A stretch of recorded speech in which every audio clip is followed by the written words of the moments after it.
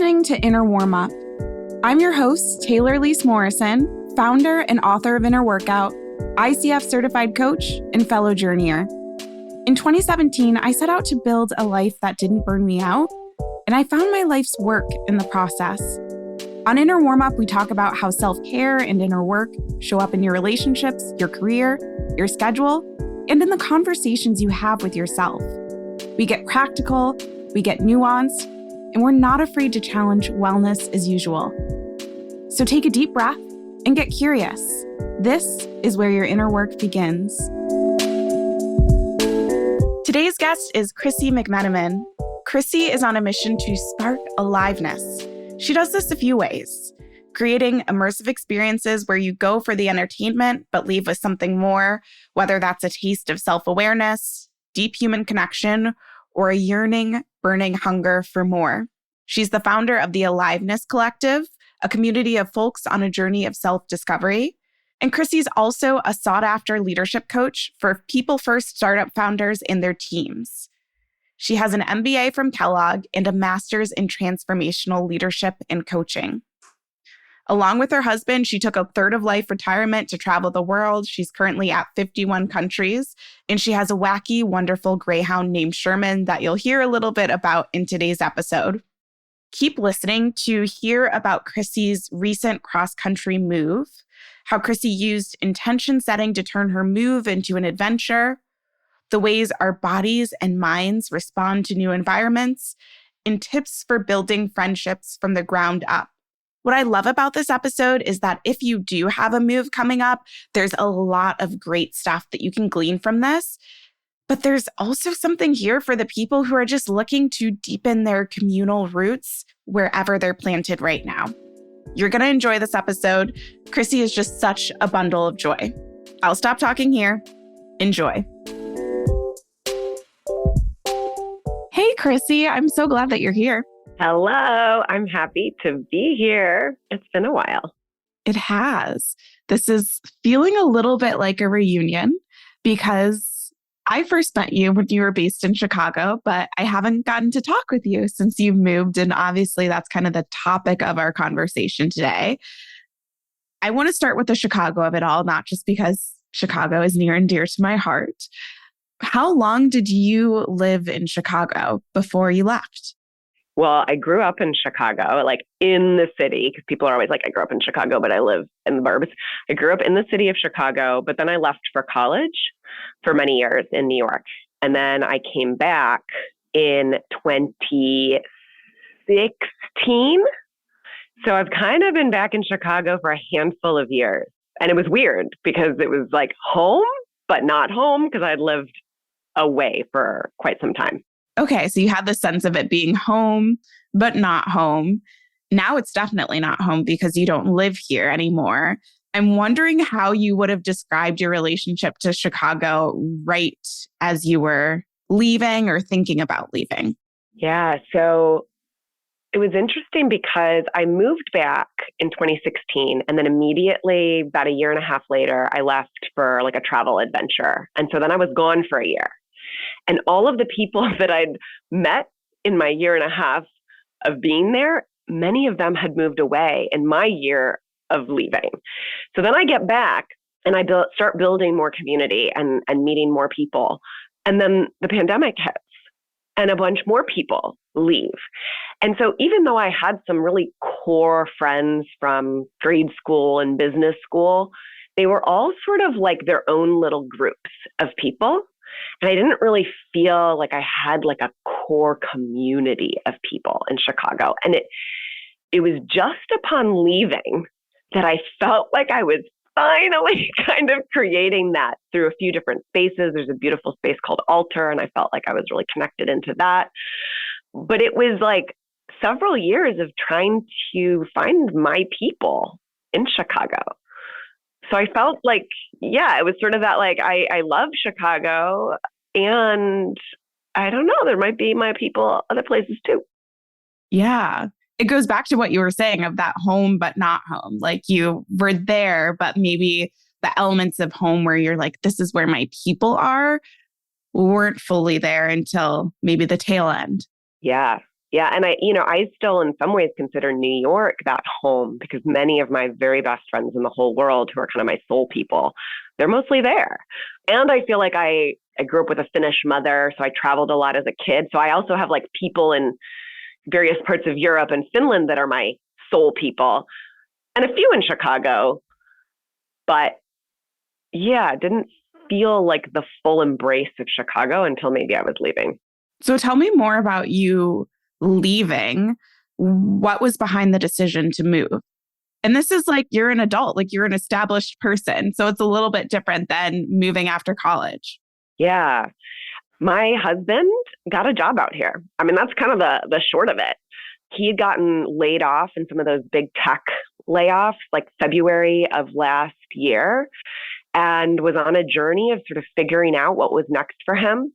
And throughout that journey of looking for different opportunities, we were talking like, are we open? Are we open to moving someplace different? And the answer was like, yes.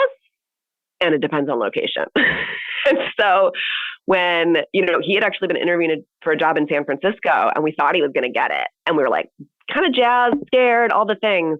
And then he didn't end up getting it. And it was like a 3 or 4 month process. And then this opportunity came around and literally went, and it's in the San Diego area, and literally went from first conversation to getting him an offer in like 2 weeks. So it was a very quick, like, are we open to moving to San Diego? Like, I hadn't been to San Diego since, maybe 15 years prior for a long weekend. So I didn't really know the city, but I had been talking to a lot of people. Everyone's like, people who go there don't leave. So it's pretty nice. The weather's amazing. And so we decided that he was going to take the offer without me even, going back and looking at it. Wow. That takes a lot of trust in the process, trust in your partner. Yeah, it does. And, actually one of the things, we were talking about home. We had a lot of conversations about like, we're home. Like, he's my home. My dog and Joe are my home, and so it's like home is where we are. And we're always up for I'm always up for an adventure. So I was kind of like, all right, yeah, let's do this. Let's have an adventure. What I'm hearing from you is that a lot of this was conversations. You had like the conversation, are we open to moving?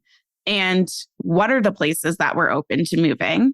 And then the conversation of like, okay, Krissie hasn't been here. Are we willing to do this? And you were up for it. You were willing to have that adventure. I really like this reminder too, that you are each other's home in this partnership. And also, I guess I'm curious for you, what would this thought process of moving have looked like if you weren't in a partnered relationship? Because I know I have people listening who are on both sides of the coin. Yeah, I think that's a good question. I have been learning over the last 5 years to start trusting my gut and my intuition over my brain. What that process looks like for me with any decision is like closing my eyes and visualizing different scenarios and really moving through, okay, like when I imagine, taking my cross-country road trip with my dog and arriving in San Diego, like what does that feel like in my body? Is it expansive? Is it open? Is it like full of possibility? Or is my body going like cringe, no, deny, decline? And so that's even a decision-making tool that it doesn't always quite work 100% where it's super clear, but sometimes, and actually a lot of the time it does. I even use it for like, I've got all these birthday travel plans I'm thinking about. Like, I want to go to New York. I want to go to Denver and see this thing. Should I go with Joe? Should I go by myself? Like, what should I? And then like tuning in and just giving myself a moment to be like, what does my body say? And it was like, I'm going to New York by myself. That's clear. And I'm going to Denver with Joe and we're going to like do this thing together. That was not something that I did 5 years ago. Like, I don't think I would have had the body sense to be able to do that 5 years ago, but that's something I've been building and it's powerful. It really is. And it's funny. This is a topic that comes up over and over again. And I was doing a talk for Inner Workout. Was it last weekend? time is just so weird right now. But people are regularly asking, like, where do you recommend that we start when it comes to self-care? And I'm always telling people the listening. Like, if we talk at Inner Workout about self-care being listening within and responding in the most loving way possible, so many times people want to jump to the response. Tell me what to do. Give me the list of 5 steps to do. But if we can't cultivate that listening, especially listening to our bodies, the doing is often going to lead us into a direction that's not what we truly want. Oh, girl, I feel like this is a lesson that I keep teaching myself and learning like week after week, month after month after being a historic doer. I mean, in my family, it was like do all the time. You don't rest for anything. I still have moments where I take a little like snooze on the couch and my heart like jumps out of my chest if I think someone's like coming to like catch me sleeping, you know? So yeah, it's a practice I think that many of us never had until, you know, we start to cultivate it. Absolutely. I'm glad to hear that you're cultivating it and that it helped inform your decision-making process for this move. Yeah. Oh, absolutely. Like there was definitely a full openness and like a possibility in my body for sure. And I also know, you know, a lot of the work I do, it's wild how much more of it is here in San Diego. Like I could go to a women's circle like every night of the week if I wanted to. In Chicago, there's like, you know, 2 a month. There is sound baths and meditation and mindfulness and you name it. And I think that was part of it too, of like, oh, in Chicago, sometimes it felt challenging. There wasn't as much of this community of like people on this journey of self-discovery and wanting, you know, to try different modalities and whatnot. And here it's like wildly all over the place. Yeah. I'm glad that San Diego is offering that to you. I want to talk to you about San Diego, but I want to rewind a little bit. You mentioned you were visualizing having this cross-country road trip with your dog and your partner. Actually, not my partner. It ended up being my 2 best girlfriends. Ooh, okay. So let's talk more about this. I want to know, before we get to the move itself, it sounds like it happened so quickly. So what did you do to prepare for this move? I want to hear the logistics side of it. I also want to hear the emotional side of it too. Well, the week that Joe was making the decision whether or not to accept the offer and was negotiating whatnot, a few things were happening. One, I thought I might be pregnant actually that week. And, you know, we've been trying for several years. And it was the first time that I actually thought I might be pregnant in like 3 or 4 years of trying. And so it was kind of a very wild week. I was feeling huge feelings. I was feeling so scared. I didn't know what was happening in my body. We were about to make this big move. We were talking about like, okay, does he go out first and then I follow? You know, it was kind of like there was a lot of stress in that week, but some things became very clear in the stress where it was like, he was like, great, let's do our holidays with our parents and then leave in January on a 4-day road trip and get there as soon as possible. And my immediate reaction was like, no, that sounds terrible. Like if I'm going to do this, like I want it to be an adventure, right? So that was the one thing. The second piece was we had a lot going on in that month. We actually had a trip to India planned for a very good business school friend's wedding. So he was sort of thinking about the offer, plus then we had this 10-day trip, plus then it was the holidays coming up. So we were like, and you know, my parents spend it down in Florida, my in-laws are in Cincinnati. So in addition to the move logistics, I was also turning 40. We were having a 40th birthday party. So there was like a lot going on. So logistically speaking, it was like, how do we make it all as easeful as possible? And really what that came down to was negotiating with them, like Joe will come for a week and then he's going to come back to Chicago for a week and work virtually. And by the way, they're a 5-day in-office company. So it was this negotiation of like, we've got all this stuff going on and he's going to come in person, but then be virtual for the first few months. But let's get him started because he was ready. He was chomping at the bit to start working. And I was kind of like, I don't want this to be a whole stressful wait till January and need to do everything in 1 month. Like, let's kind of layer it out. It's all good. And so it was really focused on ease. How do we make this as like fun and adventuresome as possible? And so we ended up, it was like birthday party, trip to India. He was flying back and forth, but then I was sort of able to get some stuff ready at home, find the movers, get all of the like, all right, here's the like exactly when the movers are coming, exactly who's going to drive with me when I want to do this more luxurious 10-day trip across the country. How are we going to like get Sherman seatbelted in the car? Like, how are we going to arrange the car with 3 adult humans, a greyhound who's 73 pounds? And then we really wanted 2 of our plants to make the trip too, which they did and survived. Despite it being negative 17 degrees, like the first 3 days of our trip.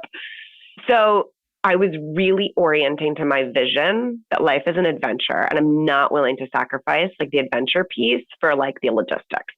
I love this. So even this idea of vision keeps coming up. Like, vision was, even before you decided to move, you were feeling into, okay, how would we know what are the spaces that we would be willing to move to? You're envisioning, how does my body feel when I go? And then you're setting this vision out for yourself of what that transition is going to be like. And I'm all about having guiding words or phrases for situations. I never would have thought to do that for a move, but I can hear how there's one world in which you all rushed and it was like you flip a switch and you're throwing everything into boxes. And then all of a sudden you're like, surprise, I've teleported to San Diego. But because you have that vision in those words, you intentionally created this experience for yourself. Yeah, I totally did. And it was wild. Like, the minute I was like, no to this 4-day cross country, with Joe situation that seemed like it was going to be really stressful, immediately I was like, I know the 2 people who I want to ask to come with me. And one of them was my cousin in Finland. But I know she's up for anything. I literally call her and I was like, hey, I know you're in Finland, but how would you feel about flying to Chicago to then get in a car and drive 10 days across country to me for our move to San Diego? She didn't even ask me the dates. She's like, done, in. I was like, okay, first of all, everyone needs one of them in their lives. Like, everyone needs one of her. It ended up being, she owns 2 bridal boutiques in Finland. It ended up being one of her busiest times that is in her year. And it was wild because it ended up being a huge growth opportunity for her to release control and let her team handle a lot of what came up. So that was kind of interesting. And then I was like, my friend Tanya, I was like, let's do this. She had some time flexibility. I was like, how do you feel about coming? She's like, took a little longer to figure her stuff out. She's like, absolutely. And the beauty of this is they had met before, but very briefly. These were 2 people who are like so core. I've known, my cousin Yenny since we were kids and we're summer sisters together. And then my bestie Tanya from college for, 20 years at this point. To have those people come, Tanya flew from New York, to come and drive and do this adventure with me and support me in this way. Like, it's still like, it brings tears to my eyes because of like, it was so supportive. Like, it was so magical and supportive. And we had such a good time. It sounds like a beautiful adventure. And I'm like feeling your emotion. I get the benefit of seeing you on screen, but I feel like even in your voice, the way that you're delivering it, it's so clear that, again, something that could have just been, how can we rush to San Diego, became this just, the word that's coming to mind. You said like these are core people in your life. On TikTok, I'm probably a little outdated using this. So Gen Z listening to this, don't make fun of me. Don't judge. Yeah. But there is a trend of talking about core memories. And it sounds like you built a core memory with your core people. Oh, 100%. And I love, okay, so core memories, I don't know where that comes from, but it's also referred to in the movie Inside Out, which is one of my top favorite Pixar movies. And what I love about the way they depict core memories in Inside Out is like the whole sort of evolution of the memory is that it's either joyful or sad or whatever. And then at the end, you see them being like multicolored, that it's like joyful and sad. And I think that's what the beauty of like even our adventure was, is like, yeah, there was a ton of joy, but there were also moments of, frustration, of, just like getting on each other's nerves, all that. And they're all kind of woven of fear. I mean, we drove in some challenging conditions, even though safety was 100% first the entire trip, but like we just ended up in some sleet storms, so there's all of these emotions that came together to really create that core memory and stronger bonds too. Yeah. I'm excited. Side note, Inside Out 2 is coming out soon, and I am very excited about it. I'm so excited too. So the support that you got, that I've heard you talk about so far, the support of having two of your people make this trip with you and make it fun and as easy as possible. You had the support of having movers, so you didn't like drive a big truck across the country yourself. Is there any other support that you received for this cross-country move? And is there any other support you didn't receive, but if you did it again, you're like, yes, I would definitely look for this? Okay, the way I'm going to answer this is taking one step back and being like, I have been on a journey of learning to ask for more support over the last few years. And the trip was a huge moment of growth, I think, for me, in asking my two besties to come. Tanya was there the entire day. The movers were there, like helping me, even though they're packing everything and whatnot, which was such a gift. I've never had movers do that before. Like there was holding doors open. There was just a lot, and they were there for 12 hours. And she was there for 12 hours with me, relying on her for that. There's so many other people. Like I am in what's called an emotional intelligence lab at this organization called the Human Emergence Group, where I have, 7 people in this like EQ learning laboratory who were giving me support calls all week, basically, or text messages just saying like, hey, you got this. Like, I know moving is challenging. Like, we got your back. Like, let us know what you need. Let us know if you just need to like share frustrations, whatever. Hugely supportive. I would say even like our parents' reactions to the move. My parents live in Chicago, and Joe and I are both only children. Cincinnati is relatively close to Chicago. I think I was expecting more pushback from our parents, and they made it easier for us by being supportive. Even if they didn't like feel it all the way through, right? I know they were feeling sadness. I know they were feeling some hurt and some fear, but they really oriented to support, and that was big. My 40th birthday happened around that time too. And my mom and I decided to kind of like co-throw a party. So we were also party planning. So there's a lot going on. And we invited people. We ended up making it a 40th plus going away. And the people who showed up to that party, family, friends, new friends, old friends, like you name it. It was such a delight, and it just made me feel so loved and so supported just to have those people around. Yeah, just really beautiful. And then because it was also my birthday month, I've been doing an annual birthday visioning tradition because, it's mid-December. We're heading into the new year. I had people show up to virtual visioning sessions. I had people show up to in-person visioning sessions. And then 3 of my best girlfriends all flew in from Atlanta and New York to do a psychedelic mushroom ceremony with me that weekend also. And so like I had people flying in to support, and it was all like, yes, birthday, but it was also I just felt so supported as a human in that time where so much change was happening and about to happen.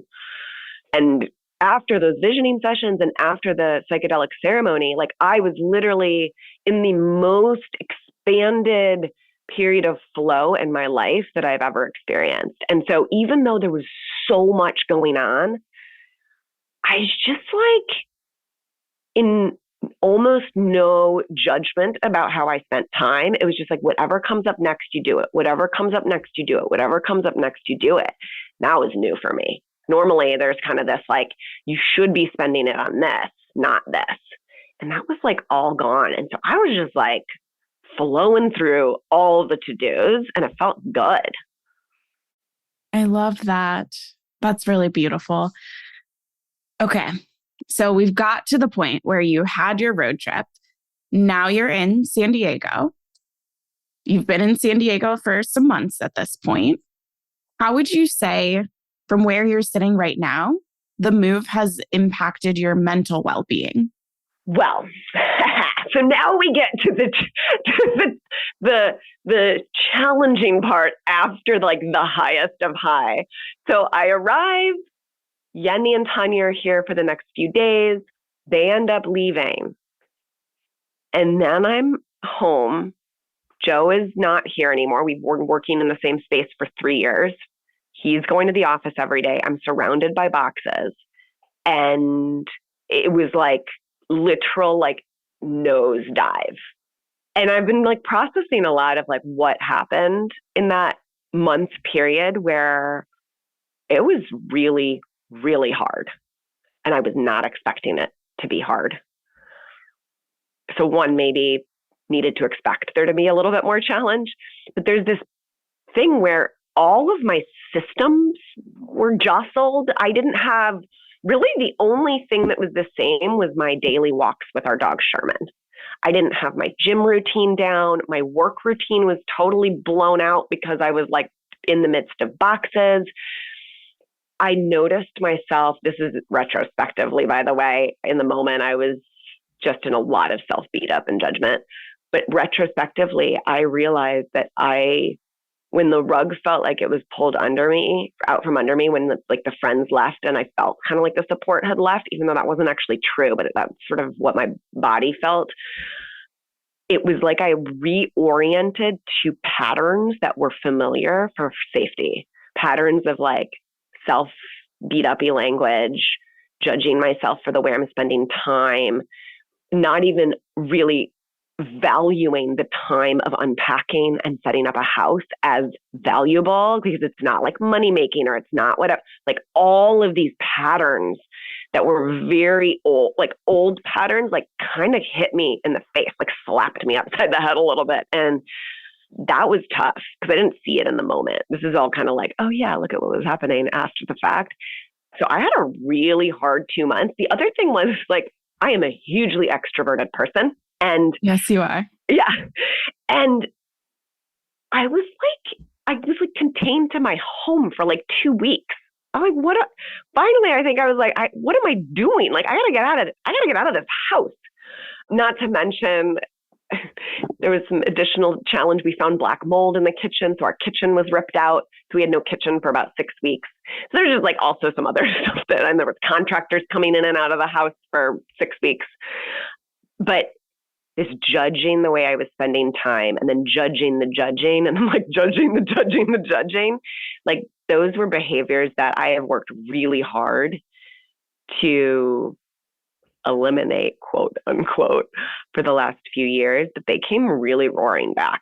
And it's taken me several months to like build back in sort of the positivity and the momentum and like the kindness and this like self-compassion.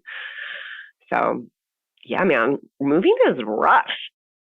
Yeah. And the way that you described it makes perfect sense, where your brain and your body are like, everything's different. So what can I control? What can I make the same? And a lot of times it's unhealthy for us. It's unsupportive for us. Totally.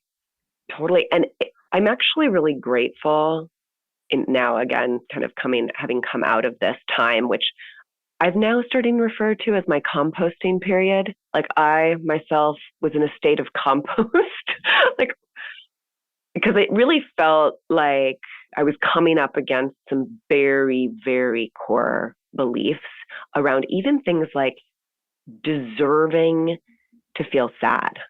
There's this way and a way about, growing up, like I should always be grateful. Like here I was in California. It's beautiful. Like there's succulents blooming everywhere. Like the weather's delightful. We're in a beautiful home. Like all of these things, there's sort of like how could you possibly be sad when you have all of this? Instead of just being like, it's okay to be sad sometimes. And like, you don't have to have a specific reason for your sad. Like, you can just be sad, even if you're grateful. And having those things kind of coexist, it's always the judgment of the feelings that gets everything kind of muddled up versus the feeling itself. It kind of goes back to what you were saying with Inside Out and the core memories, but it's the same thing with feelings. There's a course in the Inner Workout app that we have around being like a feeling sommelier. And the more that you start to get in touch with your feelings, you realize it's rarely just like a straight, to use taste terms, it's rarely a straight flavor of anger. There's anger, but there also might be sadness, or there also might be fear, or there might also be something else there. And so, yeah, the gratitude was present. You were in sunny San Diego and you were alone and you had these unexpected things happening in your house. And yeah, like you could probably keep going and. And so as hard as it is to hear this moment was for you, I am grateful in listening that what it gave you was an opportunity to allow yourself to feel all the flavors of feelings instead of saying, well, only these ones are allowed. Yeah. Yeah, 100%. So you mentioned you're a pretty big extrovert. And you've said that you've been able to find some community in San Diego, or at least there's access to people who are interested in things that you're interested in. I'd love to hear more about what it's looked like to build community, to find friends as an adult in a new city. Yeah, I'm really proud of the way I've gone about it. So I'm so happy you asked this question. I have been unapologetic about the fact that I am new and that I'm in the market or on the market for friends. I tell people that. So I go to I've been to several events, lots of events. There's so many events. I've gone to meditation events. I've gone to cacao ceremonies. There's like a wellness practitioner meetup that I've been to multiple times. There's some startup things that I've gone to. And I just tell people point blank, like, I just moved here and I'm in the market for friends.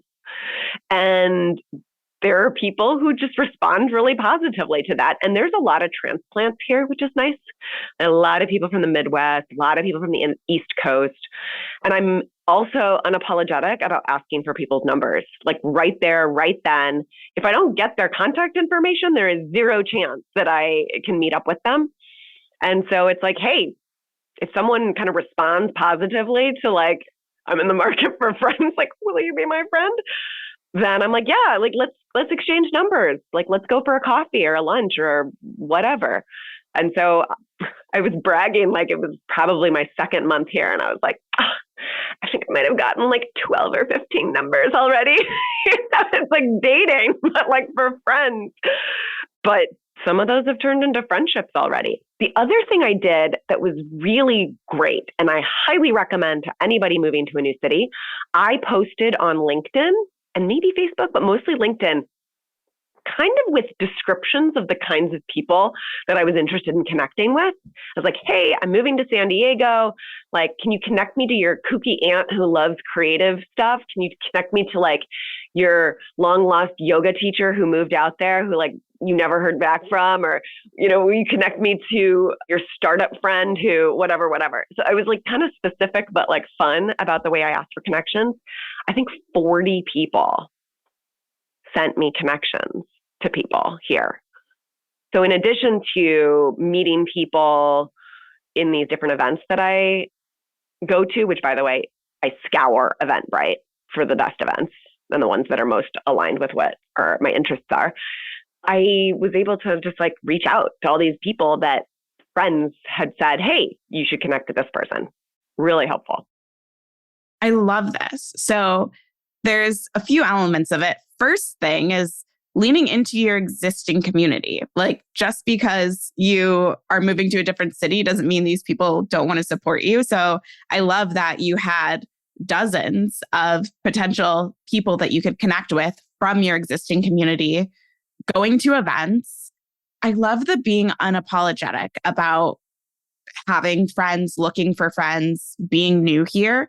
I would say to anyone listening too, you can do this even if you're not new here. Like I've had people do this with me and be like, yeah, I'm looking to expand my friend group. I've said this to some people too, to be like, yeah, I would like to spend more time with you. And it does feel really datey, but the best parts of romantic relationships, I think we forget to include in our platonic relationships. Like the best romantic relationships I know are where people are really direct. They're clear about what their needs are. They're clear about what they want in life, in a relationship. And we just forget to do that in friendship. And it's really beautiful to see people be like, yeah, I would like someone who is willing to go on walks by the lake with me. I want a friend to go thrifting with. I actually just had a friend this week who was like, she's doing her PhD. She's having the hardest time concentrating right now. And she was like, hey, do you want to meet with me maybe once a week and co-work together? Love co-working. I love that so much. Thank you for this. I feel like these are just really practical things, Krissie, that are great when you're moving, but are also just great for anyone who wants to deepen a sense of community where they're at right now. Yeah, 100%. And I think a lot of it is just giving yourself permission. Like there's something about when you're in a new place, the permission comes more easily. It's like, nobody knows me. Who cares? Right.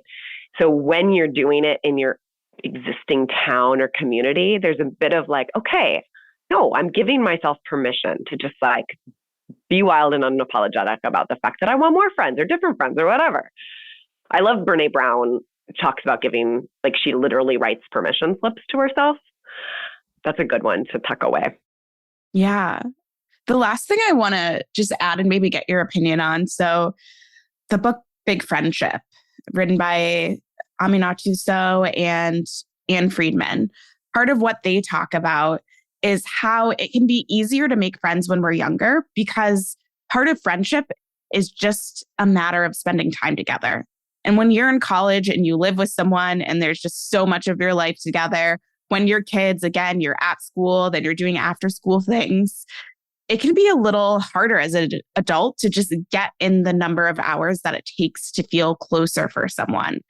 I'm wondering, like, do you agree or disagree with that? And how are you navigating that? Oh, I love this question. I think it's like so at the core of some of like my whole mission of sparking aliveness and deeper human connection, because I think you can get pretty deeply connected with someone in a matter of one hangout or two hangouts. But I think it's about going and meeting those deeper yearnings. How often do we stay on the superficial? We talk about the weather, we talk about, our work, we talk about kind of things that I get quite bored if we're only talking like superficially things. Like I want to know what makes you who you are. Like, how did you become the person you are? What's something big that you want to do in the next few years? Like, what's an adventure that you went on? And I feel like when I ask those questions or when I drive the conversation and then also go for being known, right? So it's not just peppering someone else with questions, but also, going for myself, like sharing vulnerably and being like, hey, this is like my experience with these things. I don't know. I can feel pretty connected quickly. And then because it's a quick connection, like then you can go deeper. But you got to have two people who want that. And that's not always the case. I think part of, for me, it's like sifting out who wants to do that level of depth of conversation right away. Because I want to hang out with you more. If you're kind of up here, I'm kind of like, okay, I don't mind, but I just like the more vulnerable stuff. I also think a lot of adult friendships start revolving around activities. Like if you have kids, it's around your kids' activities, or maybe you go play tennis. And again, it sort of ends up being around that thing. And then all you talk about is that thing. And so I think my just offering to invitation to people is to like really go and get your yearnings met of being seen, known, heard, understood, whatever it is, because that's likely going to create a deeper level of connection and conversation with folks. I do think you can make really good friends as adults. Yeah, it takes the willingness to go there. Ooh, Krissie, this is so, so good.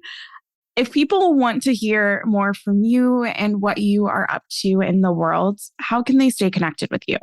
Yeah, I'm at Krismac, KRISSMAC on Instagram. It's like mostly personal stuff, but like it's all like living life.